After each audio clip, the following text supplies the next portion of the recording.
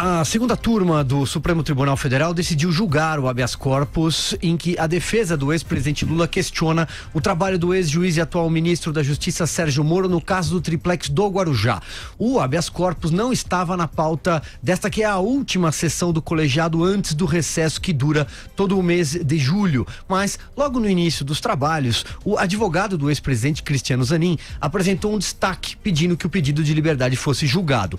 Diante do fato de que Lula já está preso, a presidente da turma, a ministra Carmen Lúcia, perguntou então a opinião do ministro Edson Fachin, o relator da Lava Jato. Ele argumentou que já havia votado e que quem deveria decidir sobre a questão era o ministro Gilmar Mendes. Gilmar então defendeu que a ordem de julgamento fosse mantida, ou seja, que o habeas corpus do ex-presidente permanecesse fora da pauta. Ele propôs também que enquanto o Supremo não decidisse sobre a questão, Lula fosse colocado em liberdade. Fachin não concordou e os ministros decidiram então julgar o habeas corpus. A sessão havia sido interrompida há poucos minutos, imagino que já esteja para ser retomada na segunda turma do Supremo. Vera Magalhães. Pois é, Silvio, uma confusão no início dessa sessão, quando seria muito mais fácil, em vez de tentar essas propostas heterodoxas, colocar de uma vez em discussão os habeas corpus. Era só inverter a pauta, réu preso tem precedência. A gente falou sobre isso aqui ontem. E eu falei que seria realmente estranhíssimo a segunda turma ir para o recesso sem analisar esses pedidos colocados à mesa, agora além daquele que a gente discutia aqui já há 2 semanas, o da suspeição do ex-juiz Sérgio Moro, que já estava na própria segunda turma, subiu o do STJ, então são 2 os habeas corpus. Seria mesmo estranho ir para o recesso sem se debruçar sobre isso, e seria mais estranho ainda acatar essa proposta esdrúxula do ministro Gilmar Mendes de conceder a soltura ao Lula sem analisar o mérito dos habeas corpus, uma espécie de liminar, sem que se analisassem os habeas corpus, algo que não existe no mundo do direito, mas que ele propôs como uma solução, enquanto não se analisa o mérito, porque é uma questão controversa. Enfim, é um triplo twist carpado jurídico ali que não deu para entender. Concordo com o ministro Fachin quando ele disse que não poderia ser dessa maneira. Então, aparentemente, vão analisar os 2 HCs, inverteram a ordem e a coisa deve se estender bastante. Uma das justificativas do ministro Gilmar para o que ele propôs foi a de que um mérito complexo, demoraria muito para ser analisado, que então seria justo que o réu ficasse solto enquanto o Supremo se dedicasse à questão. A sociedade jamais compreenderia uma solução estapafúrdia como essa. Solta o Lula porque a gente não tem tempo de julgar o mérito dos HCs. Não tem cabimento. Que se façam sessões extras da segunda turma, que se convoque o plenário, que se faça qualquer coisa, menos isso. Solta ele porque a gente não tem tempo e não vai conseguir analisar o mérito em tempo hábil. Então, pelo menos essa possibilidade mais bizarra parece estar afastada. Vamos ver como vai ficar. As informações que eu tenho são as de que o decano Celso de Mello estaria disposto a conceder a suspeição do ex-juiz Sérgio Moro. Então, seriam 3-2, como a gente vem falando aqui há algumas semanas, a favor da concessão do HC pelo Lula. Não sei se eles vão até o fim, não sei se vão interromper de novo, se mais alguém pedirá vista, se vão tentar alguma saída salomônica. A gente tem, como já viu aí, o Supremo sempre pode investir na inovação jurídica. Então é melhor a gente ir aguardando e eu vou apurando aqui ao longo do programa. Qualquer que seja a saída, vai ter muito barulho, vai ter muito tumulto nas redes sociais, nas ruas, na sociedade, na política. Vem solavanco por aí. Carlos Andreasa, vamos lá, sua leitura. Como sempre digo, inovação jurídica é insegurança jurídica. Tanto mais no Supremo Tribunal Federal. Não canso de falar aqui o mantra de que se trata da Casa Guardiã da Constituição Federal. Para o ouvinte espectador ter clareza, informação sobre o que está sendo tratado hoje, temos 2 habeas corpus relativos ao ex-presidente Lula. O primeiro pede a revogação da decisão monocrática do ministro Félix Fischer do STJ.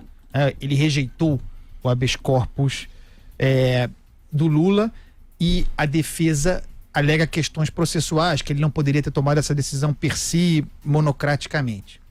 Para esse habeas corpus já há o primeiro voto do Fachin, seguindo o Félix Fischer, portanto não acatando o HC. Esse HC está em votação agora.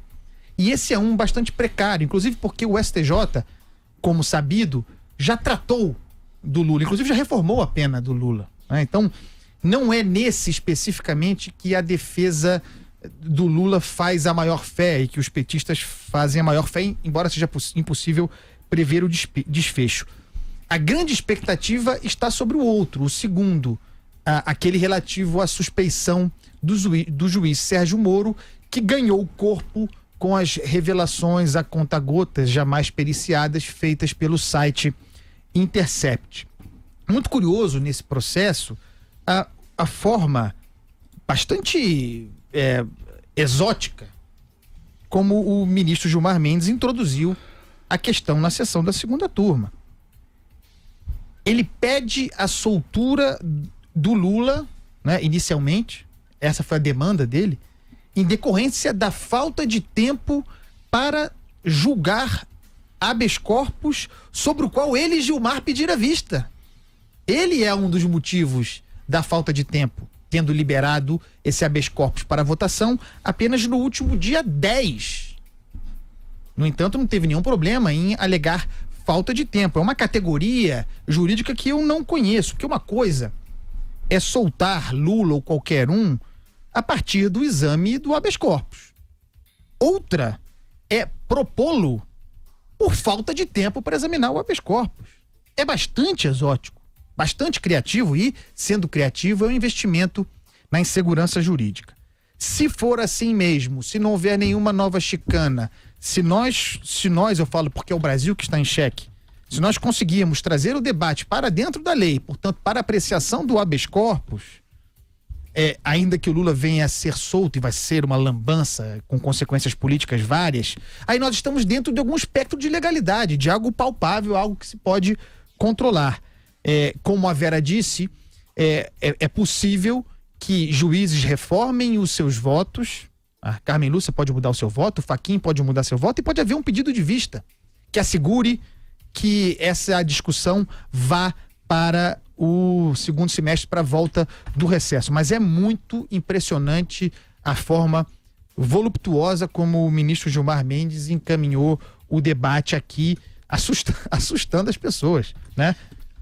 Alexandre Borges, suas primeiras considerações. Bom, Silvio, Carlos, Vera, ouvinte, né? A gente mora num país que, graças a Deus, não tem muitos terremotos, não tem muitos desastres naturais, mas a gente está sempre inventando um jeito de criar um tsunami, né? Já que a natureza é boa com a gente resolve estar sempre criando as nossas instabilidades, né? E por isso que eu brinco que a grande revolução no Brasil seria a implementação da normalidade. A gente tem um pouquinho de paz, um pouquinho de previsibilidade, um pouquinho de segurança em relação às instituições.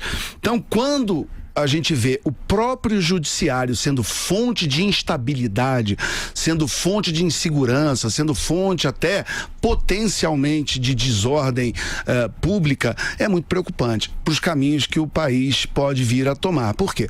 Porque tradicionalmente, em qualquer sociedade, e isso é da democracia, você vai ter uma parte, um segmento do poder político e dessa sociedade apostando contra a democracia, dizendo que a democracia, na verdade, é um sistema de fachada para proteger poderosos, que ela, na verdade, deveria ser derrubada em nome de algum outro tipo de sistema, né? Você pode chamar, e isso tem muito reflexo, inclusive, na cultura pop, essas coisas de mecanismo, lá do Padilha, ou Democracia em Vertigem, aquele documentário petista da neta do fundador da Andrade Gutierrez. Quer dizer, você está sempre tendo uma parte da sociedade achando que a democracia, na verdade, não funciona direito. Quando o argumento conservador clássico é dizer, olha, a democracia ela é imperfeita, mas ela é melhor do que todas as outras alternativas. Tem uma frase que é quase um clichê do Winston Churchill que diz isso: a democracia é o pior sistema, excetuando todos os outros. Então, o problema que eu vejo dessa nova confusão, né? Todo dia tem uma, a do dia é hoje, a do dia hoje é essa, a possibilidade de uma eventual soltura do Lula para esperar a votação do HC, né? um condenado em terceira instância, alguém que responde a uma quantidade enorme de processos, é que a gente começa a dar corda e dar narrativa para os inimigos da democracia, gente que já começa a gritar, tá vendo como é que esse sistema não funciona, tá vendo como é que o Estado democrático de direito é na verdade uma grande fachada, que as instituições estão aparelhadas, que elas só servem para enfim, ajudar alguns segmentos de poder. Então a torcida nesse momento preocupante, nesse momento onde de novo se atenta contra a ordem pública, numa instabilidade criada dessa vez agora no coração do topo do judiciário, é que a gente não forneça argumentos e não forneça palco para que inimigos da democracia voltem de todos os lados, tá? Voltem a ficar gritando, tá vendo? Esse negócio não funciona, precisamos dar outro jeito, o que atrapalha os poderosos, o Congresso, o Judiciário só estão aí para atrapalhar o povo, só estão aí para atrapalhar que o destino da nação se cumpra e que daqui a pouco verdadeiros patriotas têm que se voltar contra Congresso, contra Judiciário. Essa conversa toda é muito perigosa. Então, que haja responsabilidade, maturidade, mais uma vez, porque não é a primeira vez que se vota uma eventual soltura do Lula, nas outras vezes, em todas as outras vezes, o judiciário passou pelo teste, então que passe mais uma vez, porque o Lula, seus advogados e seus apoiadores estão fazendo o papel deles. Agora, cabe às instituições provarem que elas têm estrutura, capacidade e principalmente homens e mulheres com responsabilidade para passar por mais esse teste. Os 5 ministros da segunda turma seguem num intervalo, daqui a pouco eu atualizo quando a sessão for retomada. Vera Magalhães, volto com você. Bem importante essa fala do Alexandre, fazendo uma menção aí aos riscos de que a gente tem aí um novo solavanco, né? Um ataque de credibilidade às instituições. E de certa maneira, culpa das próprias instituições se colocarem neste papel, se colocarem nessa situação. Por quê? Porque o Supremo tenta inovar, fazendo como o Gilmar Mendes propôs, quando era muito simples iniciar a sessão. Temos 2 habeas corpus, existe réu preso, isso tem precedência, vamos começar, por favor, fale a defesa, por favor, falem os ministros, sem necessidade de fulanizar tanto. Parece aquela coisa de que se tenta criar realmente um direito específico para o Lula, uma coisa específica para o Lula quando não há necessidade. O próprio ordenamento jurídico traz os instrumentos para se julgar isso. E aí também tem uma outra situação em que as próprias instituições se colocam em maus lençóis, porque o que se está aí para ser discutido, e vamos ver como o decano vai discutir, é uma acusação de que um juiz agiu sem a necessária equidade e agiu em uma espécie de conluio com a acusação. Existem elementos a embasar isso, que são as conversas até aqui divulgadas pelo Intercept, com todas com todos os problemas que elas têm e sobre os quais a gente vem falando aqui, mas que já estão entrando naquela condição, naquela categoria a que eu me referi, do fato consumado, né? Do fato posto para análise e para escrutínio. Ele vai ser analisado hoje. Ele foi objeto de um aditamento feito pela defesa do Lula e ele estará em pauta no STF, no Supremo Tribunal Federal. E existe uma possibilidade de um ministro, Celso de Mello, que não pode ser acusado de petista, que deu votos duríssimos contra o PT, que não vai poder ser incluído no rol dos neocomunistas, etc., conceder o habeas corpus por julgar ele como um juiz da velha cepa, um juiz da velha guarda, um juiz nos moldes garantistas, por julgar que houve sim, por parte do juiz Sérgio Moro, a passagem da linha que delimita a acusação e o papel do julgador. Nesse caso ele estará errado? Não sei, não sou eu a dizer isso. Há entendimentos jurídicos legítimos, e não só dos que advogam pelo Lula livre, etc., a dizer que sim, há pessoas suficientemente isentas neste processo a dizer que sim, que foram cruzados limites que não deveriam ser cruzados. E nesse aspecto é que a gente fez as ressalvas e fez as reprimendas que precisam ser feitas para que se assegure justamente o cumprimento do Estado Democrático de Direito no Brasil. Um juiz não pode tomar lado num caso como esse, em nenhum caso. E o juiz Sérgio Moro sabia muito bem disso. Ele já viu outras operações padecerem justamente por questões formais. Então, se ele e a Lava Jato incorreram neste erro formal, foi sabendo das possíveis consequências, foi tomando o risco, foi aceitando o risco em nome de se fazer uma justiça, em nome de se combater a impunidade. O próprio juiz Sérgio Moro escreveu em um artigo de 2004 que só se avançando ali nos instrumentos à disposição, sendo ousado na forma, é que se conseguiria combater a corrupção endêmica no Brasil. Então, caso haja uma decisão favorável a Lula hoje por parte do Supremo, é preciso que se olhe também este lado e não apenas se ponha a malhar o Supremo Tribunal Federal. A gente precisa fazer essa análise sob pena de ficar para sempre no jardim de infância institucional e jurídico. A gente precisa olhar com maturidade esse debate. Falei aqui nos primeiros dias, não houve fraude de provas, eu acho que não existe nenhuma fabricação de provas, eu acho que nada do que foi revelado até agora tira o mérito e o êxito da Lava Jato de revelar o maior escândalo de corrupção do país. Eu acho que há provas robustas de que o Lula recebeu favores de empreiteiras pelo que ele deu a elas no seu governo, mas os fins não podem justificar os meios sob pena de se ver uma anulação posterior. A sessão acaba de ser retomada na segunda turma. Fala nesse momento a ministra Carmen Lúcia, que preside a turma, e o próximo a votar será o ministro Ricardo Lewandowski. Vamos lá, você, Andreasa. O CPI, como nós aqui nesse programa, e de modo geral, é a postura que creio adotada por todo mundo que faz análise, que faz crítica política, é de defesa da institucionalidade, da importância da integridade de uma casa como o Supremo Tribunal Federal.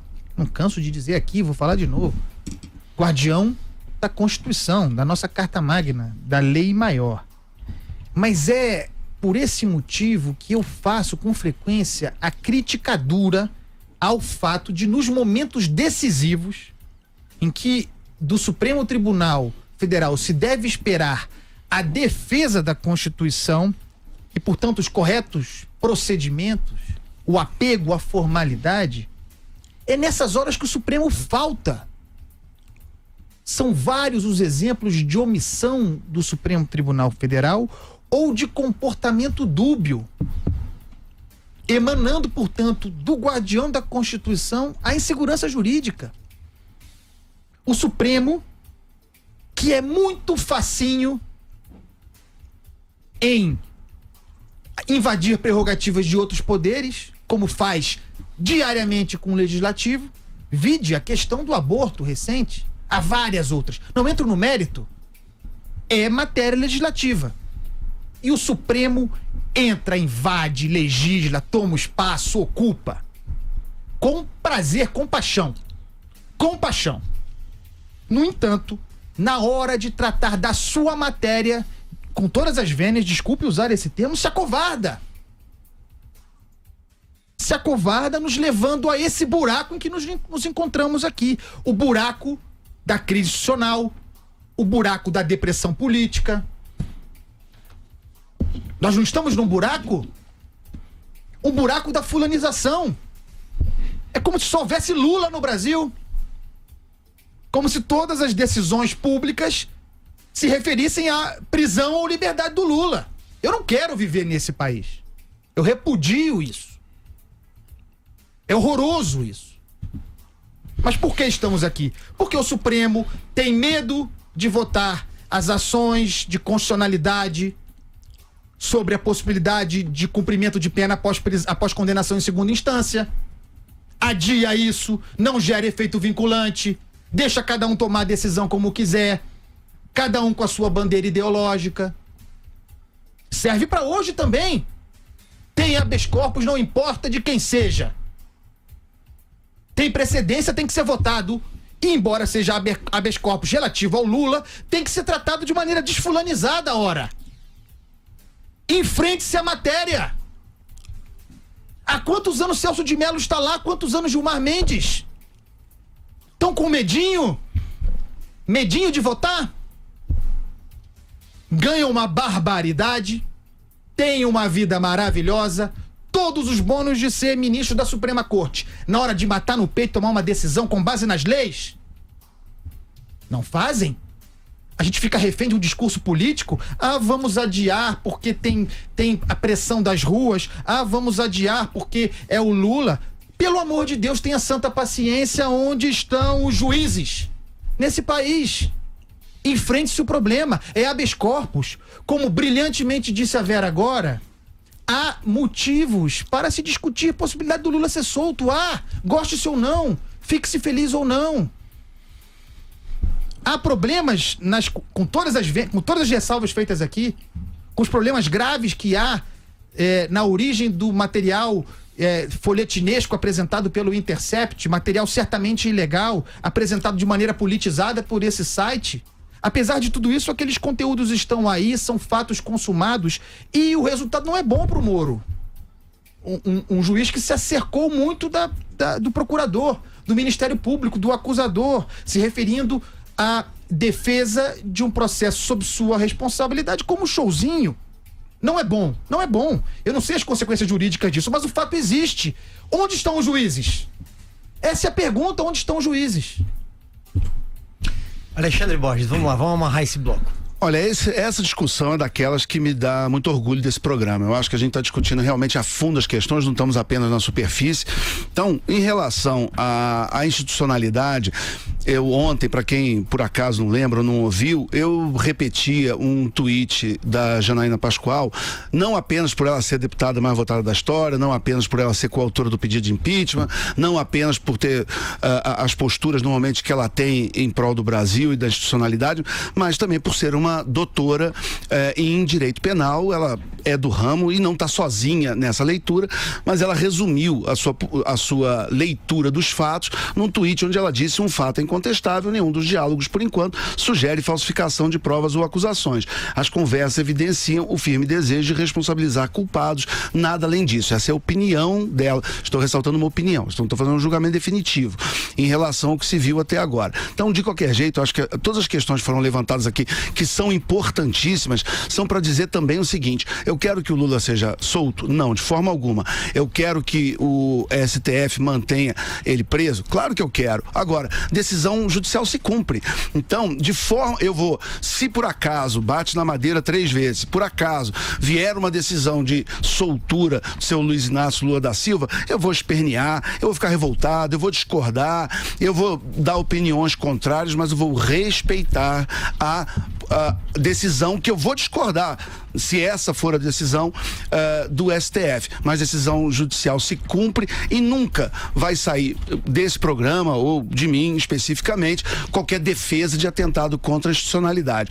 Os juízes podem tomar decisões que eu não concordo, eu vou exercer minha liberdade de expressão de discordar livremente, e às vezes até erradamente, se for o caso, da decisão que for tomada. Eu acho que é o nosso papel aqui, a gente tem que discutir, olhar todos os lados e ângulos da questão, mas nunca, de forma alguma, atentar contra a desobediência civil ou o desrespeito de qualquer eventual decisão, mesmo que seja a que eu particularmente